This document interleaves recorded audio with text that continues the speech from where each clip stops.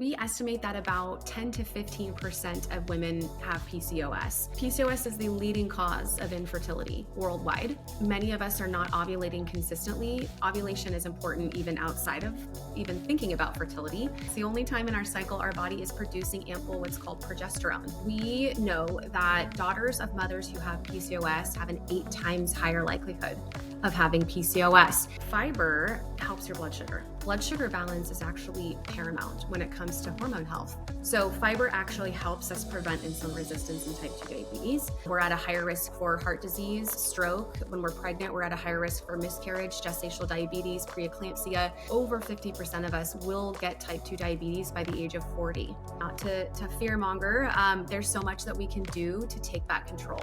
Your body is not failing you. You just have to figure out an approach that feels better for your body.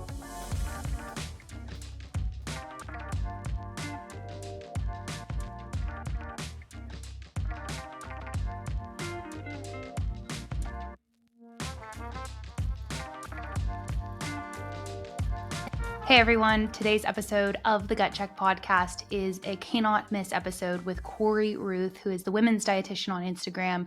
We talk about all things PCOS. September is PCOS Awareness Month, but every day should be PCOS Awareness Day. It is the leading cause of infertility and a really kind of tricky and misunderstood issue that so many women are going through. So we're going to talk about what is PCOS, how does your diet, lifestyle, stress, environmental factors, all of these things play in. And of course, what can you do? What testing should you do? How does the gut microbiome impact PCOS? All of these things and more. And even if you don't have PCOS, I personally don't, how this is so informative of women's hormone health and what we should be doing and how we should be living every day to best support ourselves and our bodies. So check it out. Let us know what you think. And I cannot wait to hear the feedback from this episode. Well, thank you so much, Cory, for being with us today on the Gut Check podcast. Yes. As I was mentioning offline, I've followed along with your work for a long time, and what you're doing is so important. September, for those of you that don't know, is PCOS Awareness Month. And PCOS is something that's impacting a lot of women right now. So Cory, would love to just have you jump in with your background and a little bit more about PCOS and your journey. Yeah, thank you so much. I think for me, in my world, every month is PCOS Awareness Month, but I especially love September when it comes around because I get to have more conversations in different spaces about PCOS. So my own journey, I remember being in the locker room in high school and hearing my friends talk about how, oh, my period's going to be here on Friday. Oh, mine will be here on Saturday. And I remember thinking to myself, how do you know that? Mine could just fly in out of nowhere after being gone for 4 months and then hang around for several months and then maybe be gone again or come back intermittently. It was just always such a wild card.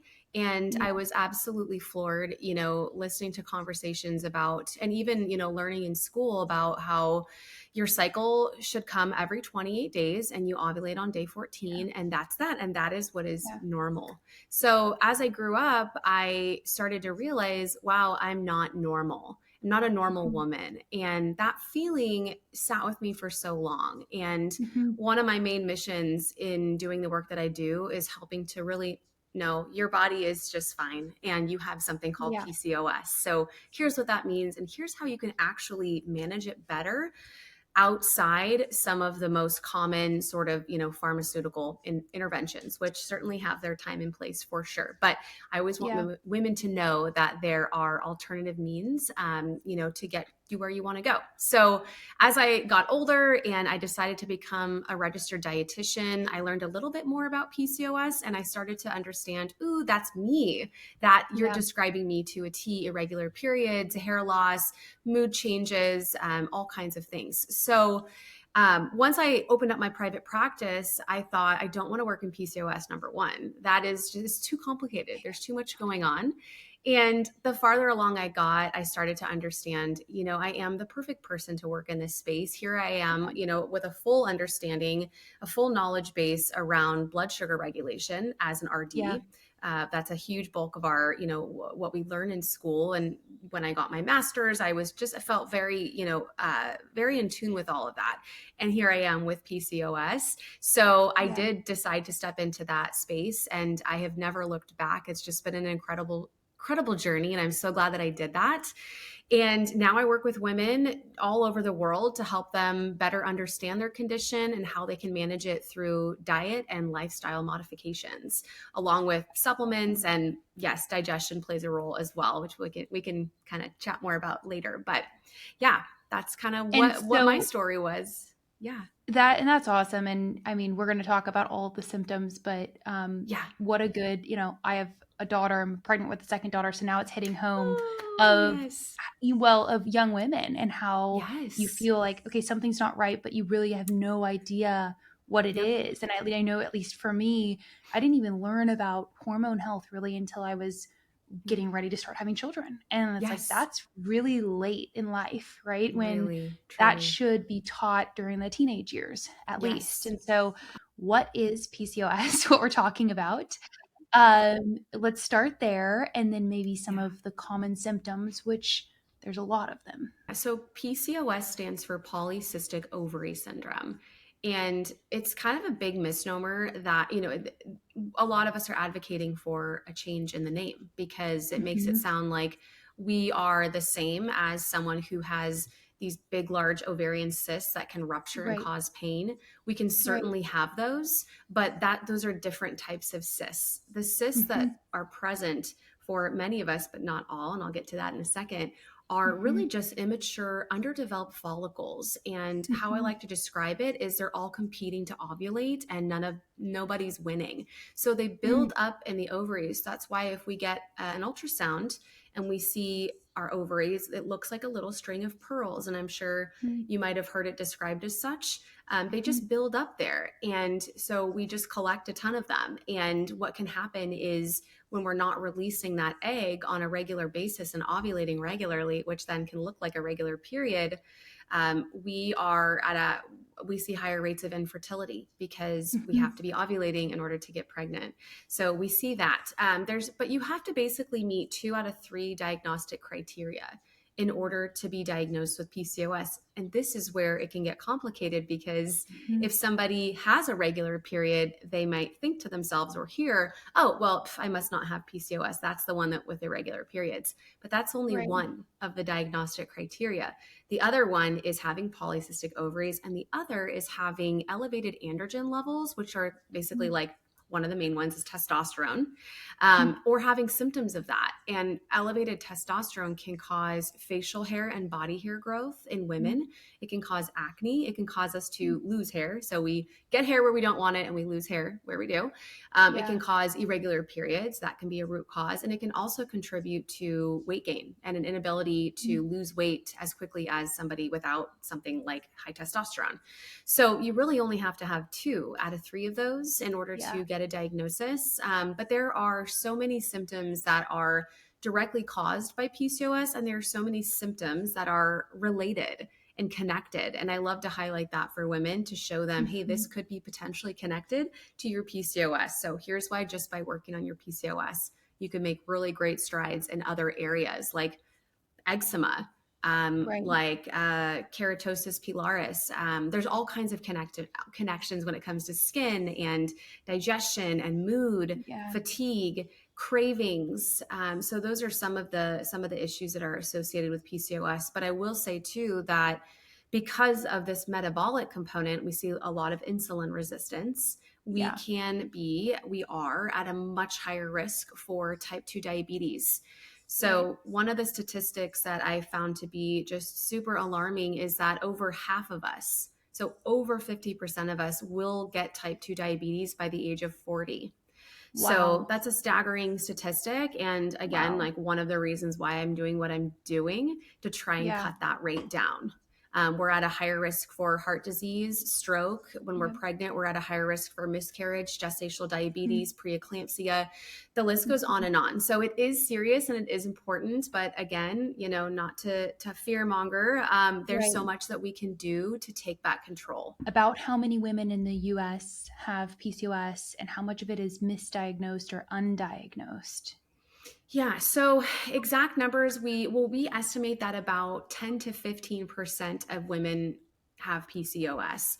Okay. That's a good question as far as how many are undiagnosed. I know I've seen stats, but I can't pull one right now. I'll Yeah. have to get back to you on that one. But it is true. A lot of us don't get diagnosed properly, or we just never really understand the connection. Like we might get diagnosed with insulin resistance, and maybe we have Yeah. had an irregular period our whole life. Maybe we've never really had an ultrasound. So we may not Yeah. know that we actually have this diagnosis and this, issue lurking in the background. So it's very common. Eventually a woman inevitably goes to the doctor, right? Right. And so when you go into the doctor, just kind of standard typical doctor, what do they usually do for PCOS, and what does the journey to even get a PCOS diagnosis look like? Yeah. Yeah, it can be a long journey for some of us. I would say Yeah. not as long as something like endometriosis for sure, but Hmm. it can be a whole process and a journey. There's a lot of resistance with wanting to run certain labs that can be really Yeah. helpful at determining PCOS actually is at play and also Mhm. helping to illuminate what symptoms might be or the cause behind certain symptoms. But I Yeah. would say the typical treatment protocol for women with PCOS, the number one is birth control. That's the Right. number one because that can help to kind of, shut down the function of our ovaries in a certain capacity and control for symptoms like irregular periods and facial hair and some of those Mhm. more androgen driven symptoms. Metformin is also probably the most Mhm. common treatment as well. Even if somebody doesn't have insulin resistance, a doctor will very readily prescribe metformin just to see if it helps. And it can be helpful Yeah. for sure. But those are probably the two most common. Yeah. Okay. And Hmm. then your practice, right? So Yeah. you're meeting a lot of women probably right when they find out that they have this. Is that right? They're Hmm. finding your Yeah. work and reaching out to you? Yeah. A very common scenario too is when a woman has been on birth control since maybe the age of 13 or 14 Yeah. and they're in their early 30s now and they're ready to start a family. They come Yeah. off birth control, they never get their period back and they don't understand what's Wow. going on. And what's happened is it wasn't caused by the birth control, but it's birth control has kind of been covering up the issue. So they Yeah. have no tools, no understanding of like what's happening, no idea how to Yeah. go about getting their cycles back and starting to ovulate on their own and get pregnant outside of, maybe their doctor's like, oh, no period. All right, IVF. And Yeah. the reality is they can't, they don't have to necessarily go that route. We can work Yeah. on ovulation restoration outside of that. Right. How is PCOS impacting fertility? Yeah, so PCOS is the leading cause of infertility Mhm. worldwide. The reason being because many of us are not ovulating consistently or at Mhm. all. So, and I'm going to backtrack too, because again, we don't learn enough about ovulation and the That's importance. right. Ovulation is Yeah. important even outside of even thinking about fertility. It's That's the right. only time, yeah, it's the only time in our cycle our body is producing ample what's called progesterone. And Yeah. progesterone balances out estrogen in the body. We don't want an overload of estrogen and no progesterone to kind of back it up. They're kind of like yin and yang. In the fertility sort of space, ovulation is when your body releases a mature egg. That egg is the one that can potentially be fertilized. And so when we're not ovulating, we're not releasing that egg, and there's zero chance for a natural pregnancy if we're not releasing that egg and potentially having it fertilized. And I think another good trend or tailwind that we have right now within the health and wellness movement is that a lot of women are going and getting more testing, right? And there's a lot Mm, of access to testing outside of just going to your, yeah. general practitioner and saying, I need these tests, which to your point earlier, sometimes they're reluctant to run, or it's kind of an uphill battle to get it run. Yeah. Meanwhile, you have women kind of on ChatGPT or whatever it is, right? Asking, what tests do I need run? What levels do I need checked for X, Y, or Right. Z? And it's Right. spitting out this whole thing, right? So they're Right. going in with kind of like, hey, this is what I want done. So again, Yes. I think all of this is good because it's more and more awareness, but there is this kind of friction point of where can I get these tests run? What does my Yes. insurance cover, right? All of these Right. things. Would love to just hear your perspective of testing, and then also what tests you think are necessary and the most helpful for a woman who may be just trying to figure out, do I have PCOS or not because I'm struggling with Yeah. infertility?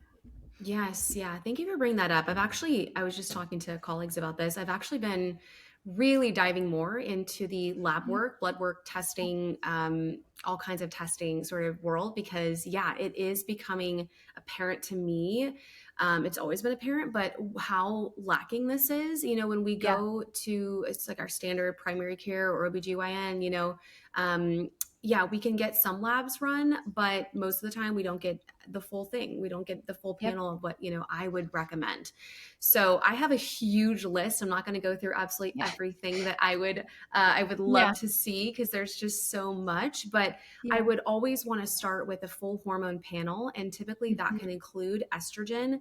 It includes Mhm. progesterone. And yes, we do want to test progesterone 7 to 10 days after confirmed ovulation, Mhm. because one of the main things that I hear is, oh, my progesterone's low. That's why I can't conceive. My doctor said my Yeah. progesterone's low. And I ask always, when did your doctor test your progesterone? Well, cycle Yeah. day, 21. Well, Yeah. when did you last get a period? Oh, back in April 2024. Yeah. So Yeah. we're not testing at the right time. The majority of us actually can produce progesterone just fine. We're not ovulating to actually get there. So Yeah. that's our issue. So progesterone needs to be checked at the right time. And that would include also testosterone. That's a Mhm. huge one. I want to see what testosterone levels are looking like, very commonly elevated in PCOS. I would also love to test DHEAS. It's another androgen, but it's produced primarily in our adrenal glands. So it Mhm. has a huge connection to stress. And Yeah. a lot of us with PCOS have this adrenal dysfunction happening Mhm. also. And that can contribute to so many symptoms like fatigue. And it actually, DHEAS can contribute to elevated androgen symptoms, just like testosterone.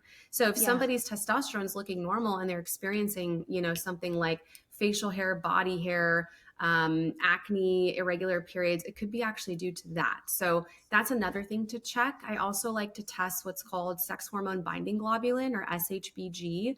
That's Mhm. commonly not tested, but when it's low, it can actually make a normal testosterone level act more aggressive. So if someone's saying to me, I had my testosterone checked and it's normal, but I'm Yeah. growing a beard. What's going on, Yeah. Cory? I can say, let's look at your SHBG. 9 times out of 10, that's low. And we can work Mhm. to raise that. So that's one that isn't commonly tested. And I would love to see that checked more in women with PCOS. I love to look at vitamin D, Yeah. chronically low in women with I was going to PCOS, ask, that was my chronically next low. question. Yeah. Yes, Okay. yeah, that's a huge one, and it can contribute to irregular periods, Yep. hair loss, even mood swings. It's a big one.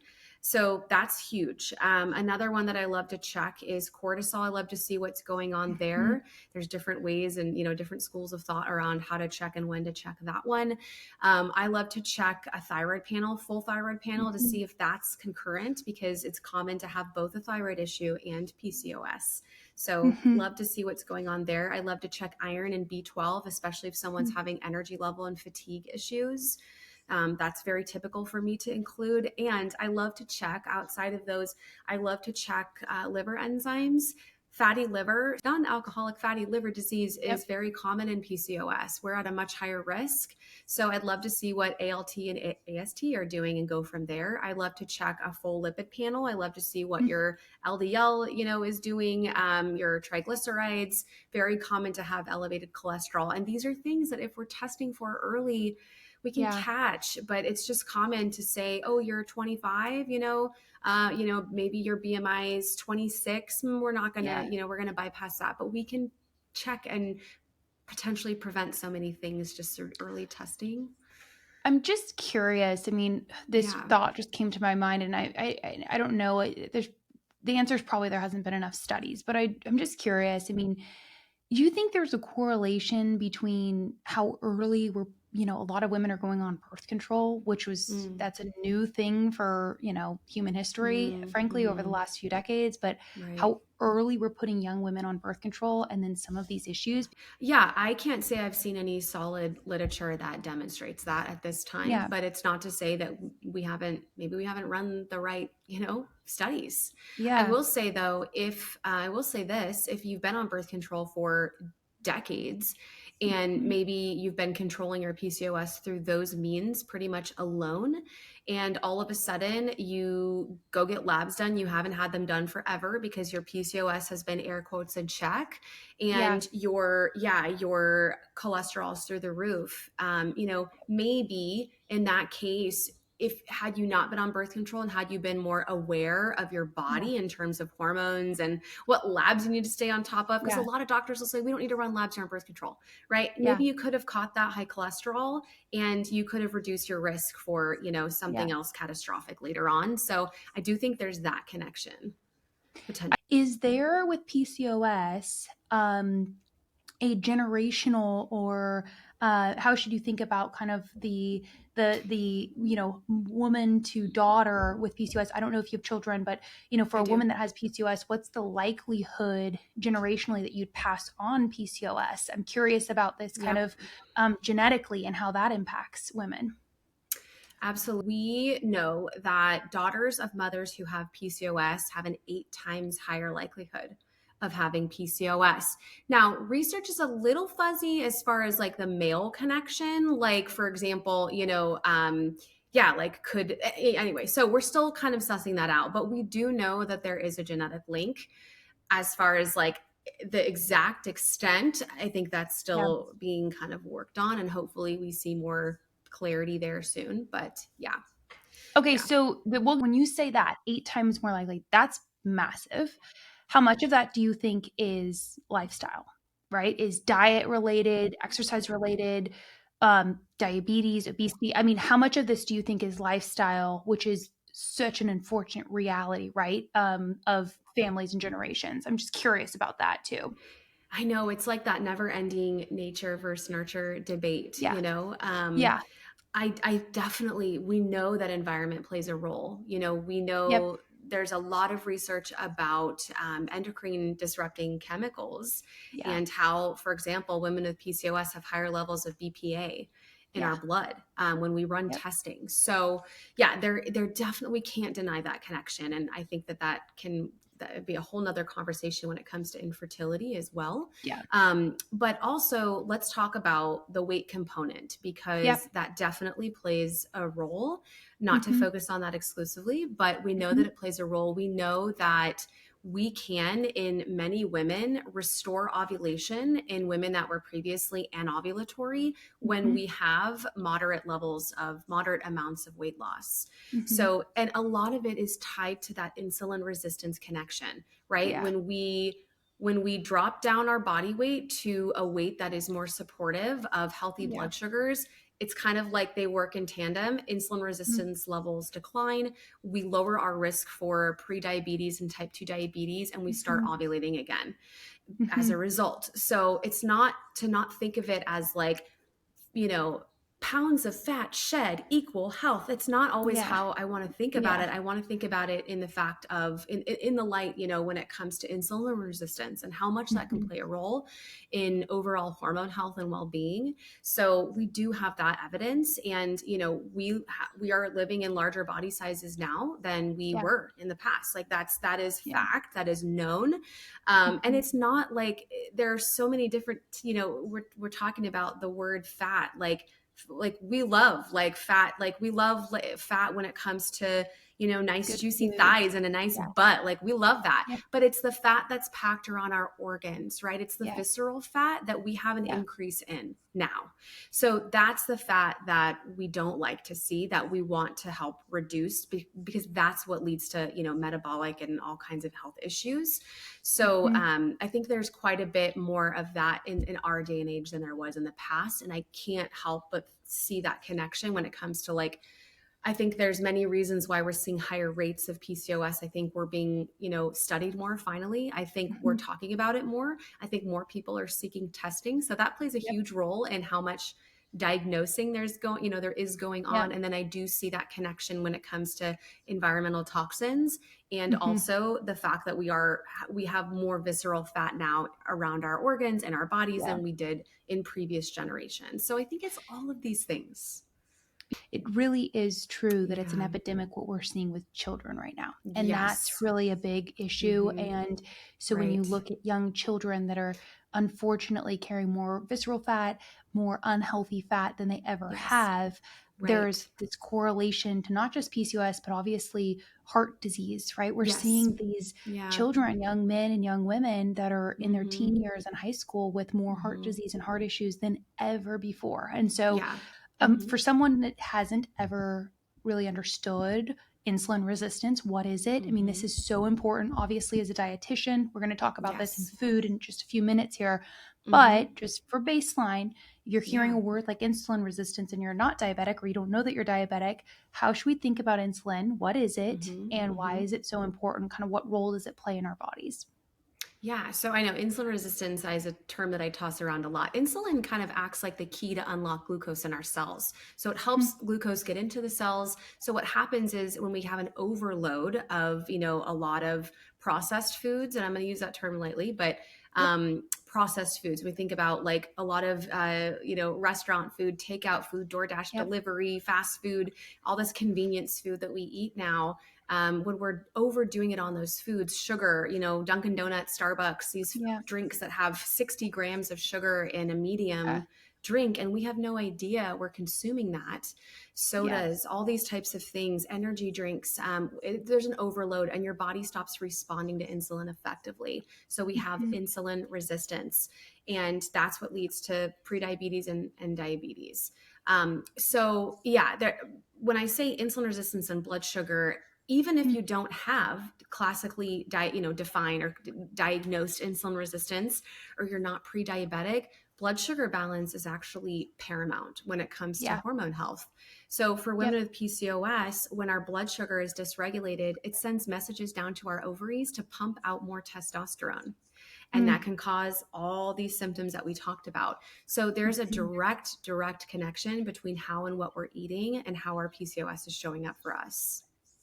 What else are you seeing here that's so important when it comes to dietary recommendations for women? And let's just say maybe that don't have PCOS, but just for their hormone Yeah. health and which every single woman should Mhm. care about this. Absolutely. Yeah. So there's just a lot of nutritionally void foods out there. Yeah. And I always say the number one thing you can do to better your health is to cook more of your own food. It doesn't Yep. have to be fancy or Yep. complex or time consuming, but Yep. just having that autonomy over, what you're putting in your food. I work with a lot of women who have hypertension, and Yeah. their recommendation is to stop adding salt to your food at the table. Take your salt, your salt shaker off the table. No, it's not that. It's the food that we're getting outside of the home, right? Like if Yeah. we sit down to eat at a restaurant, that meal has the entire sodium intake you should be eating in a day in Yeah. that one dish. So we unknowingly are consuming a lot more sugar, like I mentioned in the, beverage world, a lot more sodium, a lot more Yeah. added oils and, fats and sugars that we don't even realize. So cooking more for yourself is one of the Yeah. best ways that you can actually redesign the way that you're eating and all the nutrients that you're taking in. So yeah, it's a lot of the ultra processed packaged foods. It's the things that we're eating at restaurants. It's the things that we're getting for Mhm. takeout that have literally no fiber, very Yeah. little fiber. Maybe there's Yep. protein, but there's a ton of carbohydrates and not enough protein, healthy fats, and fiber to balance that carb intake.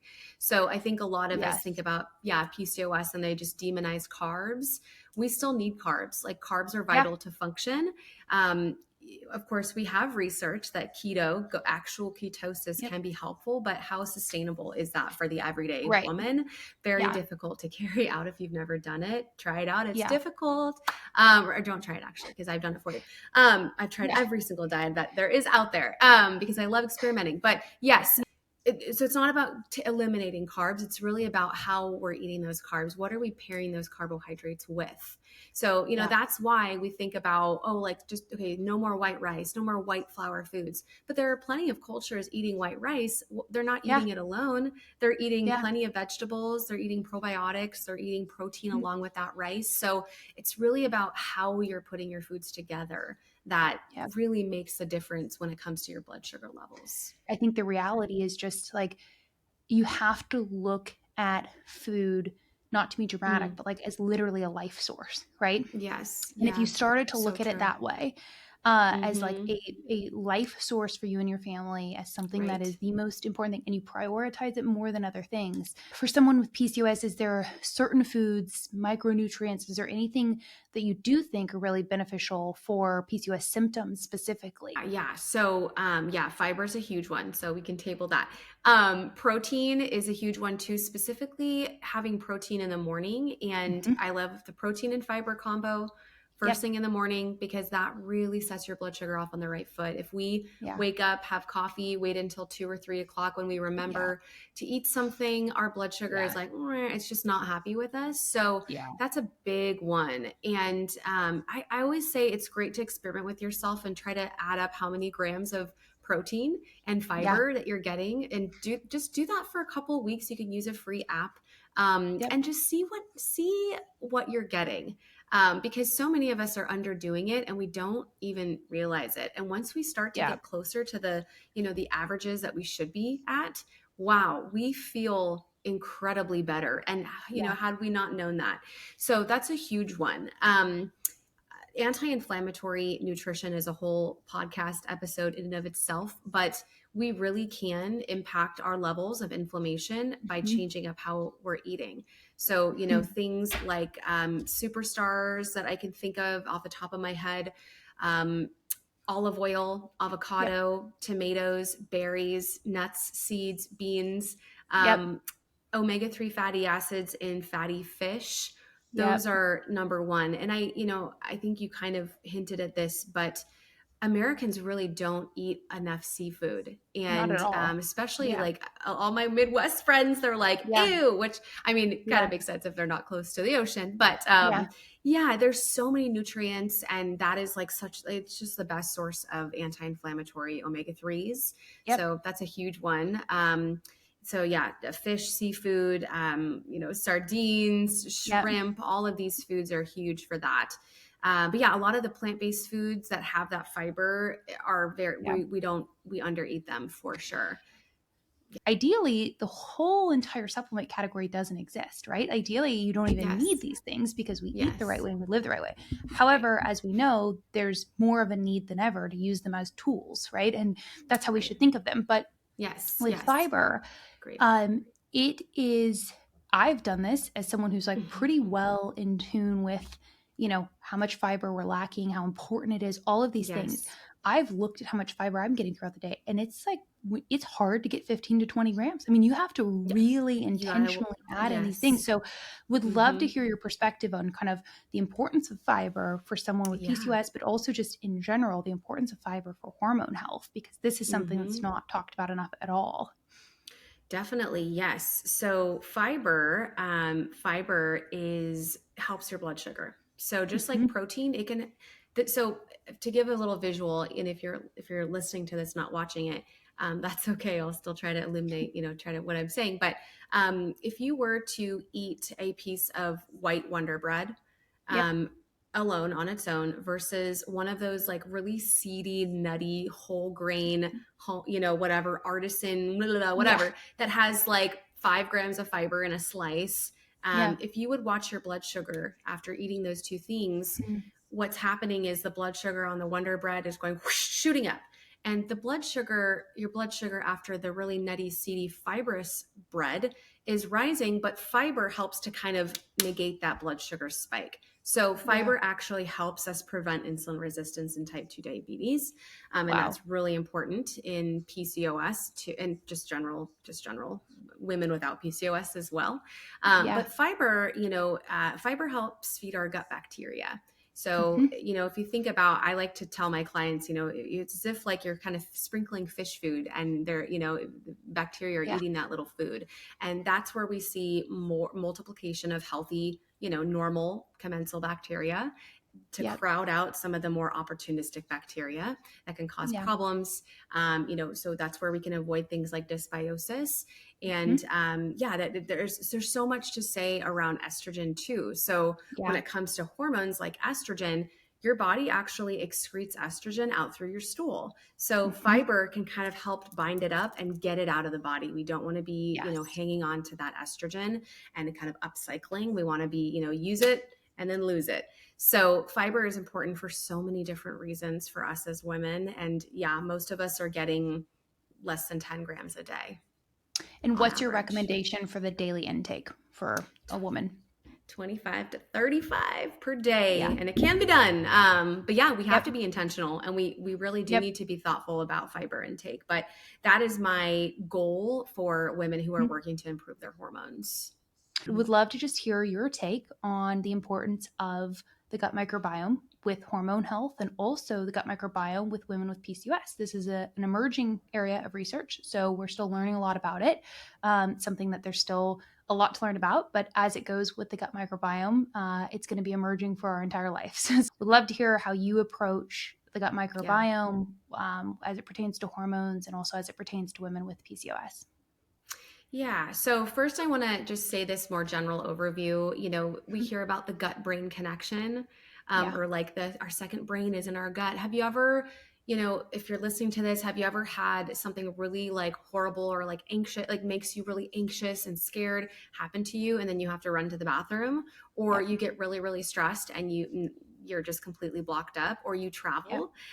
There's such a connection between what we're experiencing and our gut. And we have emerging research on how certain bacteria can influence our mood, our even our weight. So it's Yep. it's really pretty fascinating. So women with PCOS are 3 times more likely to have IBS, so irritable bowel Mm. syndrome. We see a lot more of that. We see Mm. a lot more. Just there's a ton of what I call like the big red flags for digestion Mhm. issues that we can struggle with. Bloating is another big one. Lots of Mhm. women feeling just chronically bloated and not understanding why. So it's definitely it's been something since I've started my business, that I've really wanted to Yeah. focus on. And it's not my specialty per se, because it is such a huge, there's just so much to know. But we definitely know that women can struggle with PCOS, can struggle more with IBS and digestion Mhm. related issues. So it's so important to understand and get a better grip on, and we can Mhm. really change, the health of our gut and make a big impact there by changing up how we're eating, and our stress levels have an impact on that too. That's exactly right. And Corey, you were talking about something when we were just mentioning fiber a moment ago, which is Yes. estrogen, excreting Yes. estrogen. And Mm-hmm. maybe talk about, could we know that there is this subset of bacteria in the gut called the estrobolome. Talk about a little bit of the connection with something like estrogen dominance, right? And how that Yeah. plays a role with the gut and how that plays a role with diet and fiber, because they are all very much so interconnected. Yeah. Yeah. So we hear a lot about estrogen dominance. And I think I want to say too, with PCOS, it's not always that we're estrogen dominant. We Mhm. just aren't making progesterone due to anovulation. So Mm. we can kind of naturally drift into this state of Yeah. estrogen dominance purely as a result of the fact Mm. that we're not ovulating. So there's estrogen dominance where someone's ovulating just fine, and then we're sort of underproducing progesterone. And so we Yeah. have an overabundance of estrogen, and that can cause all kinds of issues. It can cause fatigue, bloat, weight gain. It can cause mood changes, everything. So we can kind of naturally be in that space just as a result of our PCOS. So Mhm. fiber, like we talked about, can help to kind of get that excess estrogen out of the body and help Yep. alleviate some of those symptoms that have seemingly, kind of come out of nowhere. So Yeah. talking about fiber isn't the world's sexiest subject, Yeah. but it is so needed to help women understand, just to help them understand the connection between Yeah. eating more fiber can help out my estrogen levels. Like we never think of it Mhm. that way. We only think about Yeah. fiber and bowel movements, right? That's So right. it's such an interesting connection. And I love to illuminate that for women. And I love to see, I run a certain health test where we can look at how your body is detoxifying and clearing out its excess estrogen. Mm, And I love to show women, here's what your system is doing there. And here's what yeah. problems that's causing for you. And here's what you can do. And always, yeah, top recommendation is fiber. It's going back to the diet and the cooking piece. Mm-hmm. There's you physically will be in a lot of pain if you supplement with 30 grams of fiber a day. Yes. It's not a good idea.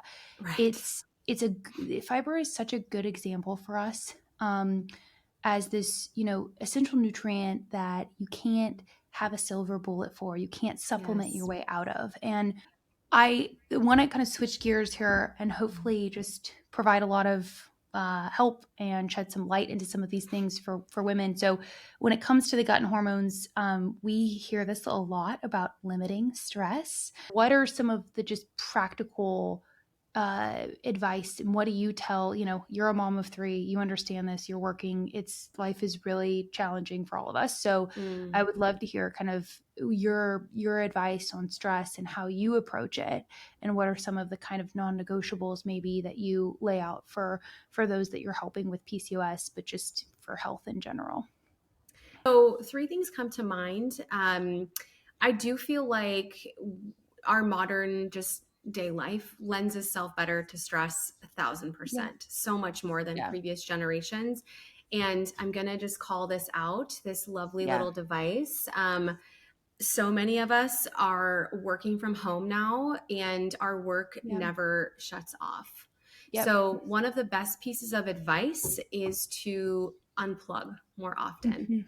Mm-hmm. Our brains are overstimulated all the time, and we no longer allow ourselves to be bored. Right. Mm-hmm. So if we're standing in line for the bank, or we're standing in line for the post office, or we're waiting at an airport, we're all doing this and we're taking in Yeah. information, answering emails. It's like a scramble. So Yeah. my best number one thing is to really have just a come to Jesus moment with yourself and understand how much you're on your device, and Yeah. find areas of opportunities to disconnect Yep. and really unplug, and make that stimulation, just drive that down. I always Mm-hmm. talk about scrolling yourself to bed and scrolling yourself awake is one of the Yeah. worst things that you can do for your Yeah. mental health, your energy, your sleep, your stress, your sanity. Yeah. So that's a hard habit to break. But these are Mm-hmm. things you don't have to do tomorrow. But just think about, marinate, Yeah. and just think about how you can make small, steps to kind of improve that. Number two, nature, being outside in nature. We spend more of our lives indoors than ever before. And we have study after study after study showing Yeah. that we are happier when we're outside. So Yeah. you don't have to go become like a PCT hiker, or do anything crazy, but finding ways to spend more time outdoors. Yep. And the other thing that I will say too is hobbies. I feel like so many of us now, with the hustle culture and the social media, content creation, and we have lost connection with hobbies, and we've Mm-hmm. stopped prioritizing things that we do strictly for joy. We do things to make a buck, or to, Mm-hmm. for a like. Yeah. So think about how you can incorporate in, even if you have like welcome to my life, like zero time, carve it out. It's Yeah. important. Find something that you really enjoy doing. And even if it's once a week, 1 hour, do that, because hobbies bring us joy. And all of these things, when I'm talking about joy and happiness, can decrease our stress. Sort of very indirectly. What are some of the, just core pieces of advice and initial things that you encourage your patients with? Your body is not failing you. You Mm-hmm. just have to figure out an approach that feels better for your body Mm-hmm. and helps you start thriving again. Mm-hmm. So many of us can feel like we've tried everything, or if, if we're new to this, it's completely overwhelming. We're just on information Yeah. overload. So I just want to give hope to say that I was once where you are. I Mm-hmm. was once exactly where you are. Told I would never have children naturally, Mm-hmm. 50 plus pounds overweight, no Mm-hmm. idea what to do, what direction to go towards, why all of a sudden I feel like I gained so much weight overnight. And there is so much hope that you can heal. And PCOS, you can put it into remission by taking the right steps when it comes to how you're living, how you're eating, how you're thinking about yourself, your body, your food, everything. Yeah. So there is hope. And not to say that I'm, ever standing at the top of this mountain, looking down and I've made it. PCOS is a journey. No one And I is. still struggle. Yeah. So Yeah. don't feel like you have to chase this perfection. It's really something that we have to continuously manage. But once we understand the foundation, it becomes easier. It becomes so easy. So yeah. Hope that's Well, helpful. thank you so much. This is awesome and has been so nice to have you on the podcast. Cory, where can everyone find your work? Where can they find, whether it's your website or your social media channels? Yeah. So I mostly live on Instagram at the Women's Dietitian. And that's Awesome. dietitian with 2 T's. A lot of us will spell it with a C. So dietitian, women's dietitian. And my website is www.thewomensdietitian.com. Awesome. I run group programs several times a year where I open it up to, I have a weight management focused and a fertility focused one that are really popular and just very helpful. I have a one-on-one practice called the PCOS practice, and we're accepting new clients now to really work, directly one-on-one. I have a supplement line called Vita PCOS, and I make, PCOS specific supplements for things like high testosterone and insulin resistance and irregular periods. So I have all types of things in that line. And then I have a book coming out on January 6th, and I haven't officially formally announced it yet, but it will be a PCOS, everything you ever wanted to know and how to conquer this beast. And there's 6 weeks worth of weekly meal plans with recipes that I developed myself. Obviously, I love to cook, and I love to make, cooking really simple and easy and fun. So it's going to be so cool. Awesome. Yeah. That's so cool. Well, thank you so much. This has been awesome. Yes. I know that this is going to be so helpful. So we're going to share all this content, and I just so appreciate everything that you're doing. So appreciate your time today. It's been wonderful to have you with us, and we'll see you soon.